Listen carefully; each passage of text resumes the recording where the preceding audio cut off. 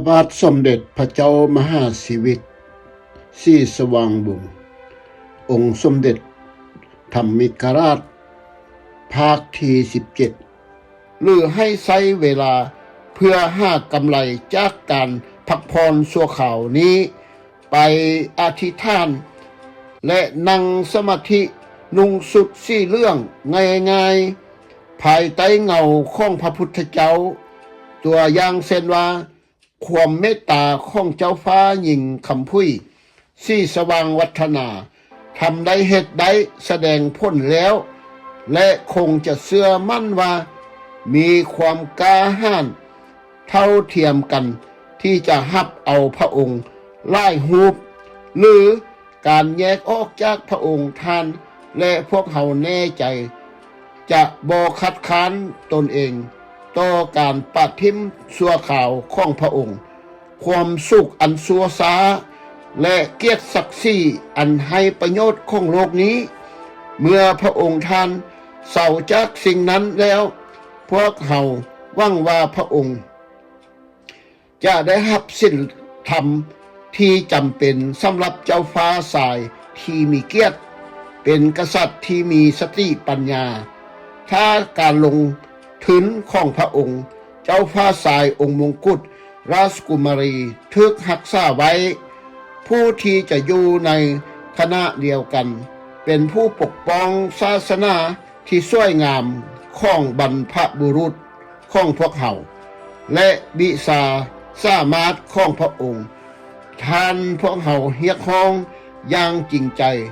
ให้พระองค์ท่านพิจารณาข้อความของพวกเขาข้างถึงนี้อย่างระมัดระวังสุดท้ายนี้ขอแสดงความเคารพอันสูงส่ง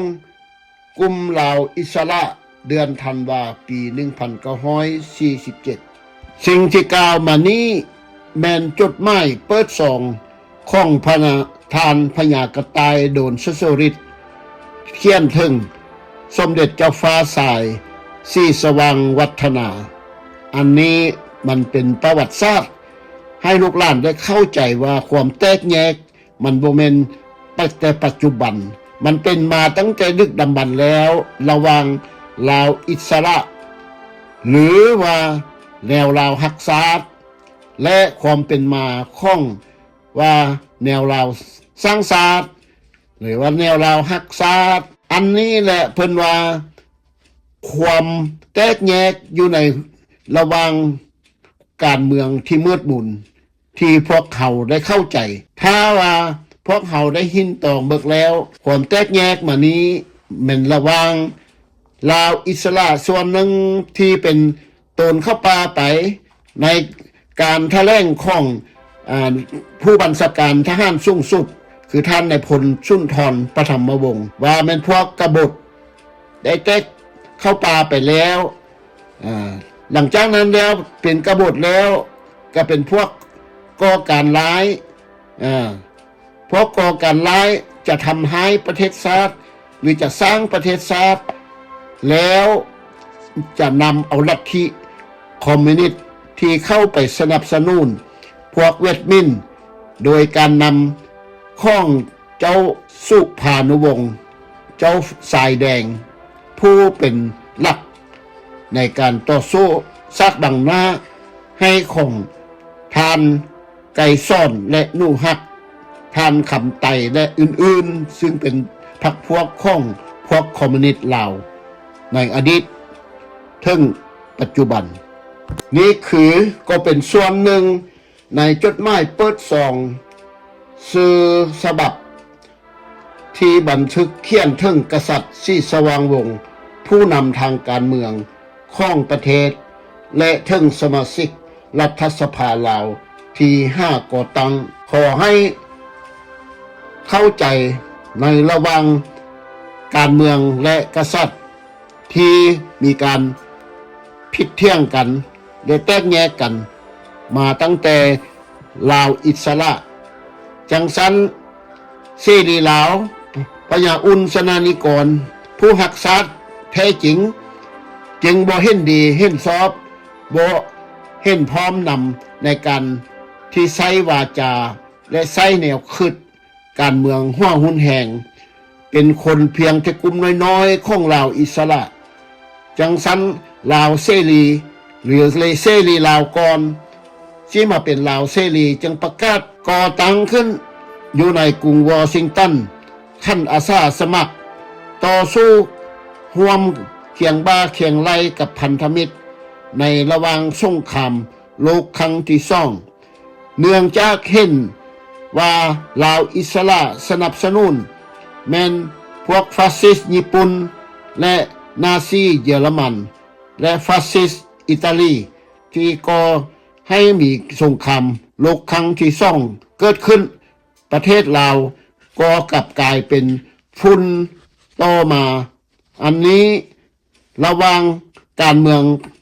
ของผู้ที่ได้เปรียบได้เสียเปรียบและผู้ที่ได้ผลประโยชน์ในการ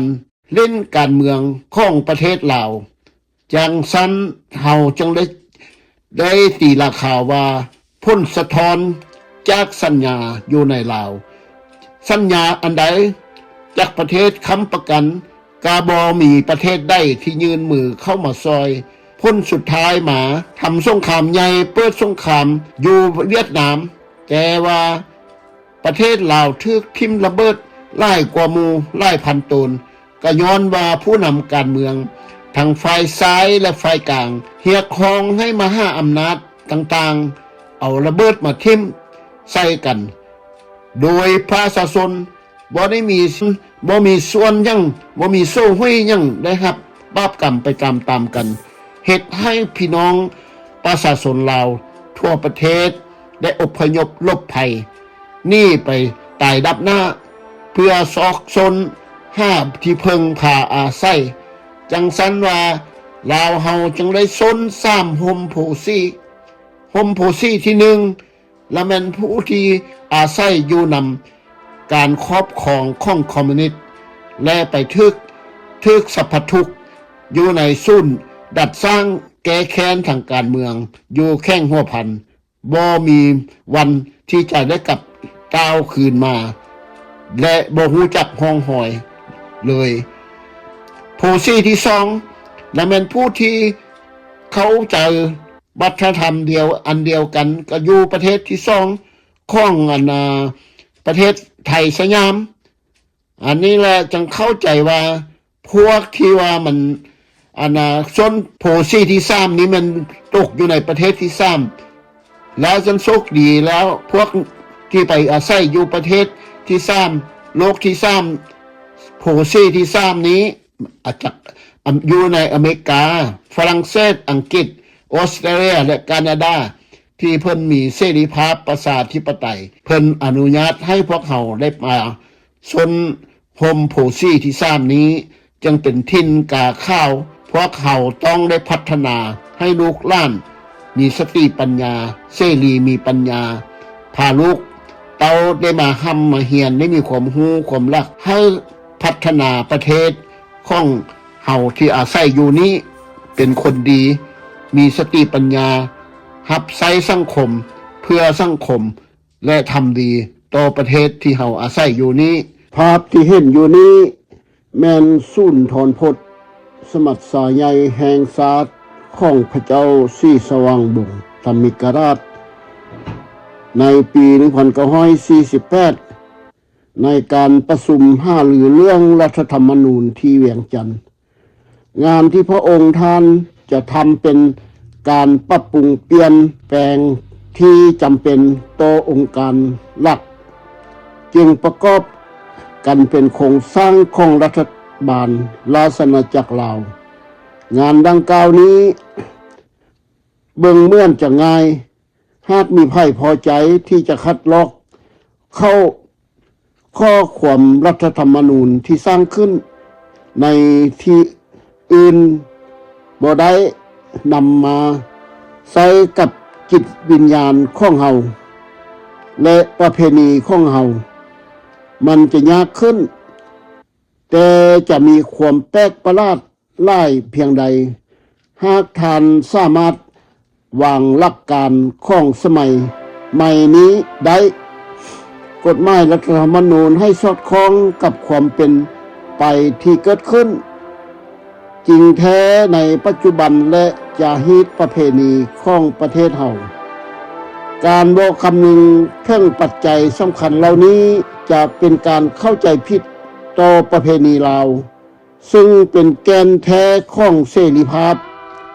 ในศาสตร์และเป็นพื้นฐานของหน่วยงานทางการเมืองและภูมิศาสตร์ของเฮามันจะเป็นการทำลายหากเหง้าอันลึกซึ้งของศาสตร์ลาวของเฮาดังนั้นจึงขึ้นอยู่ทานผ่านการไต่ตองโดยความร่วมมือของความพยายามของทานด้วยจิตวิญญาณของพระองค์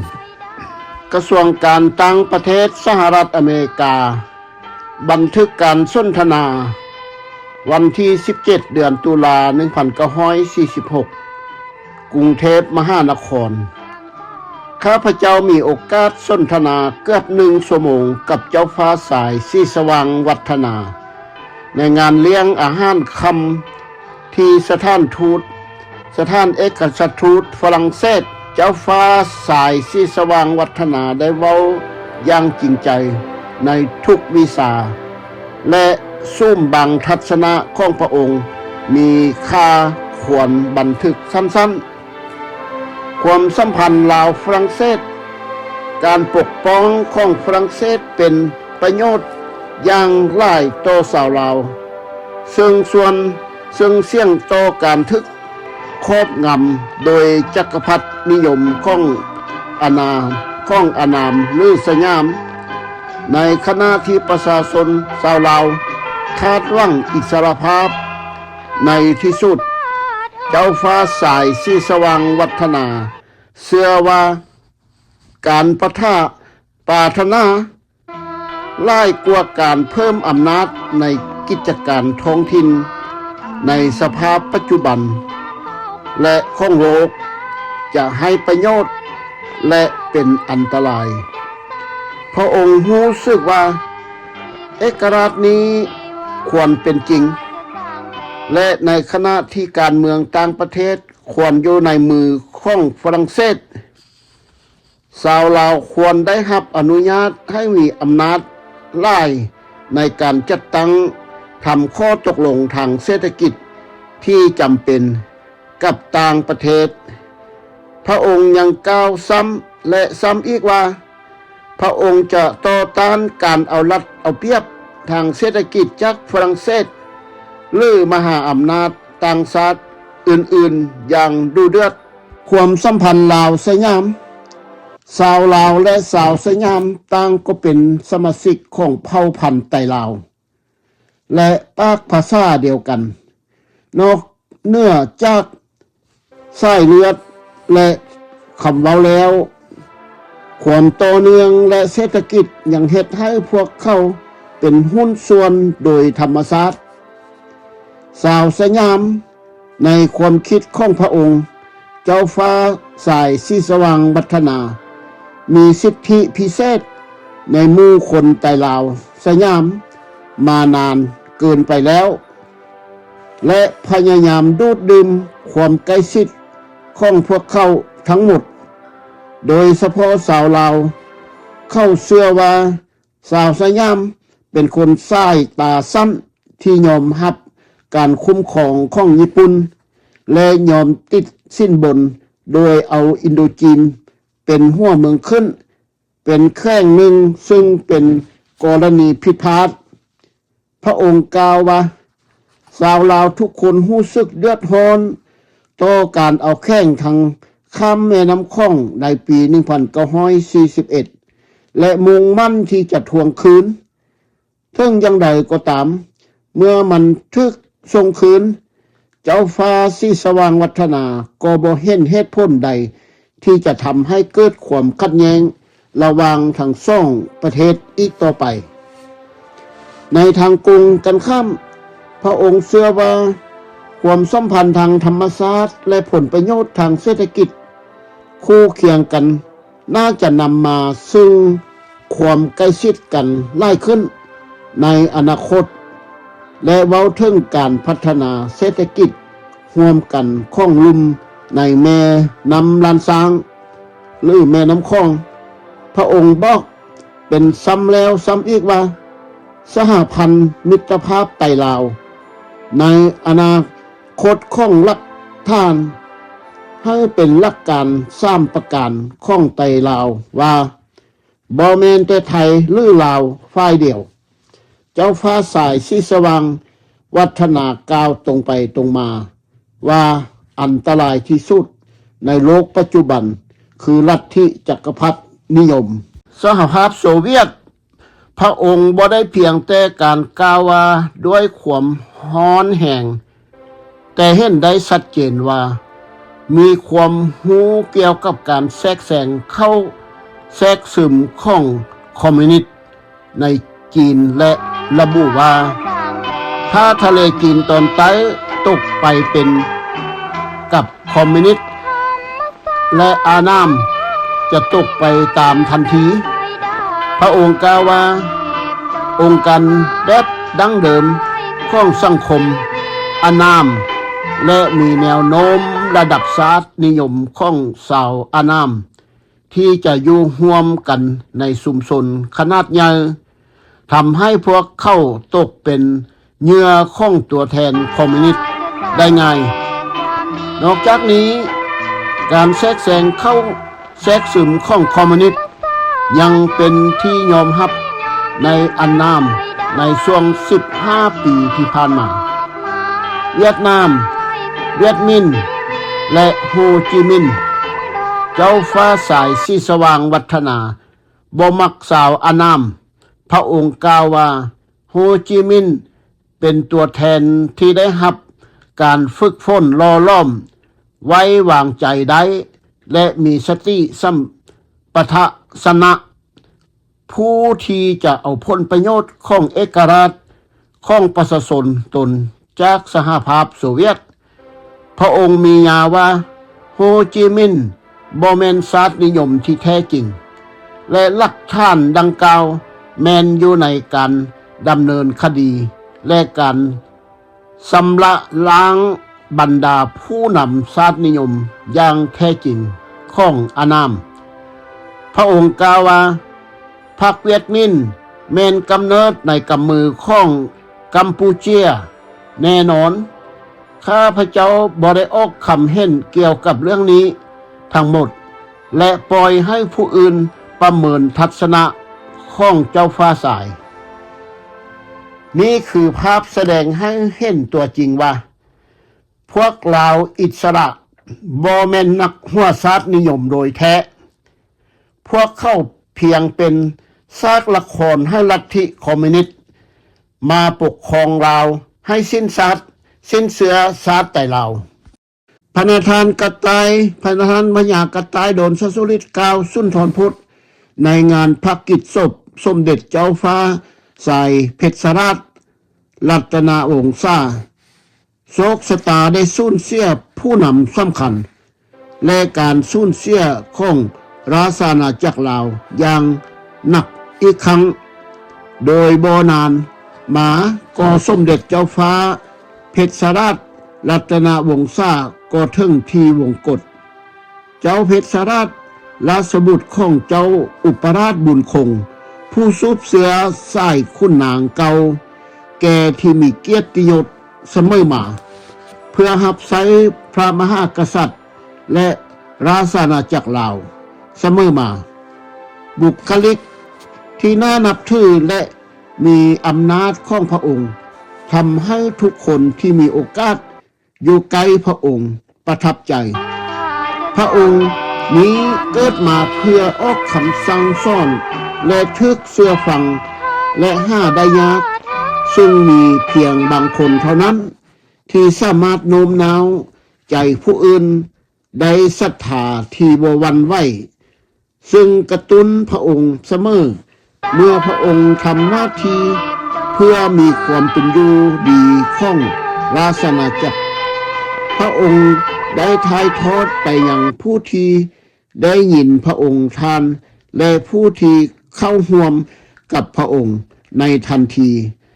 เชื่อโดยเหตุผลของครูสนทนาที่มีชื่อเสียงของพวกเขา หลังจากวัยเยาว์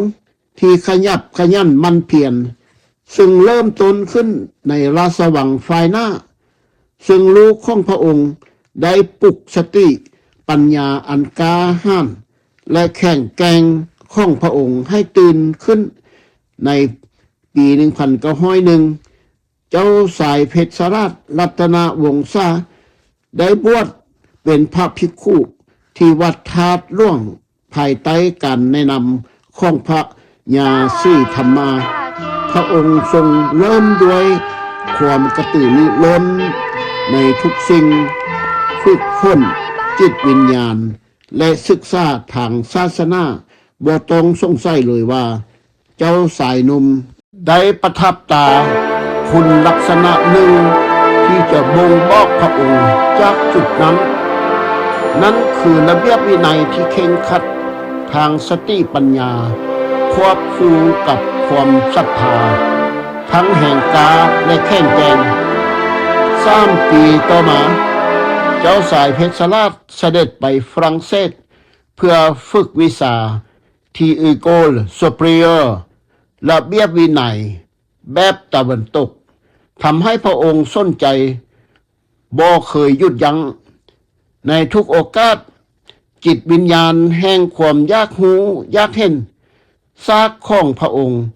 ได้รับการหล่อล้อมเพิ่มเติมด้วยสิ่งที่ดีที่สุดของยุโรปแม้ว่าวิญญาณซึ่งสร้างขึ้นจากฐานที่พระองค์ได้รับแล้วในปี1914ในช่วงกุลยุทธวิธีของสงครามโลกครั้งที่1เจ้าเพชรราชรัตนวงศาทรงดำรงตำแหน่งครั้งทำอิฐในการบริหารกรมการเงินหลวงพระบางการเริ่มต้นในสิ่งที่ต้องเป็นหนึ่งในความเชี่ยวชาญที่แห้งแล้งที่สุดบ่ได้ทำให้นักต่อสู้คนนี้บ่พอใจหรือหมดกำลังใจที่มักลุกขึ้น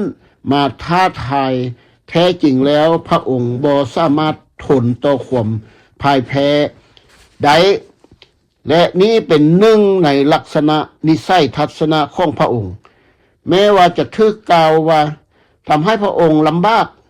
แต่พระองค์ก็กล้าหาญและตั้งใจเซ็นกันในปีต่อมาในฐานะรองเลขาธิการตัวแทนบวกของฝรั่งเศสในลาวภายใต้ผู้อำนวยการฝ่ายตุลาการพระองค์ทำงานอย่างบ่รู้สึกอิดเมื่อย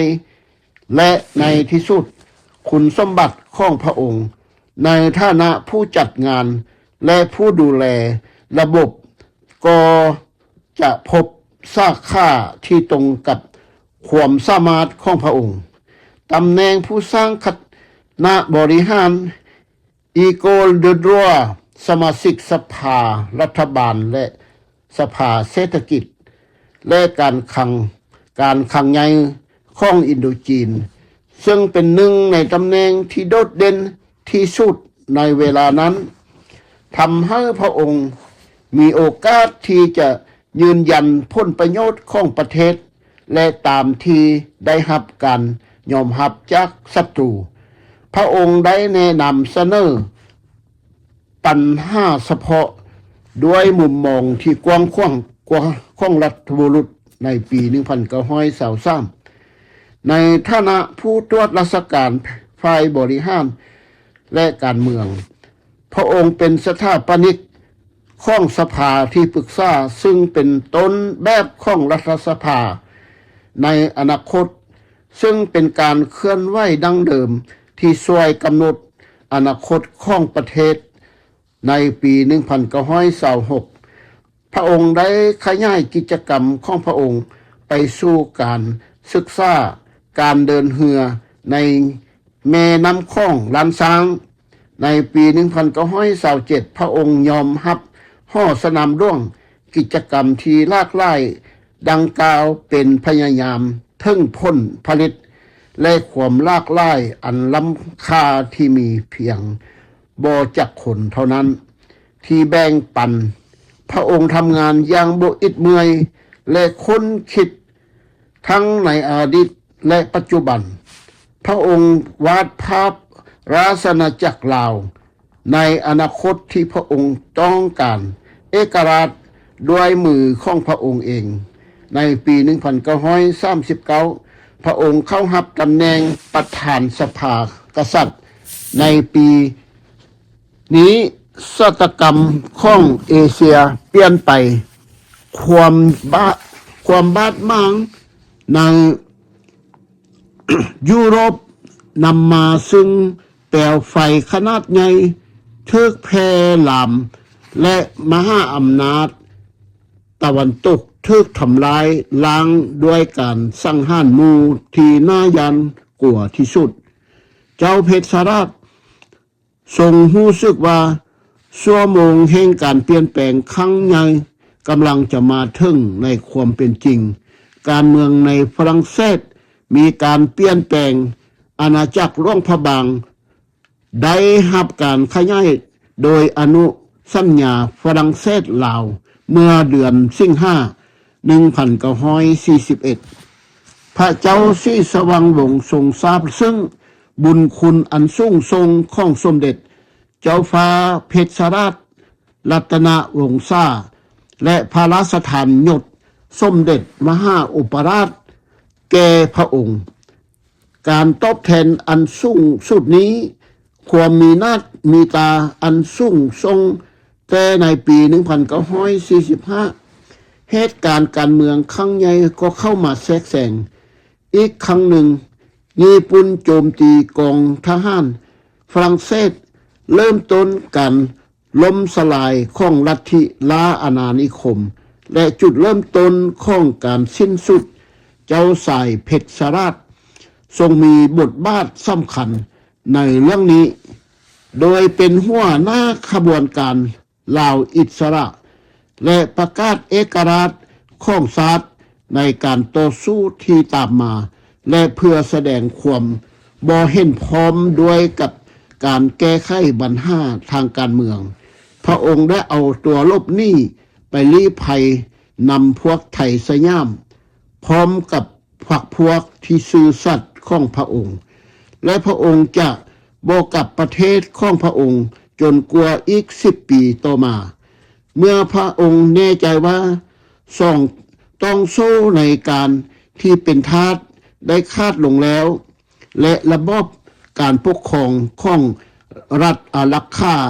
ที่พระองค์บ่เคยยอมรับได้กลายมาเป็นความจริงจำทางประวัติศาสตร์การกลับมาของพระองค์เป็นงานระดับชาติพระเจ้าศรีสว่างวงศ์ทรงต้อนรับพระองค์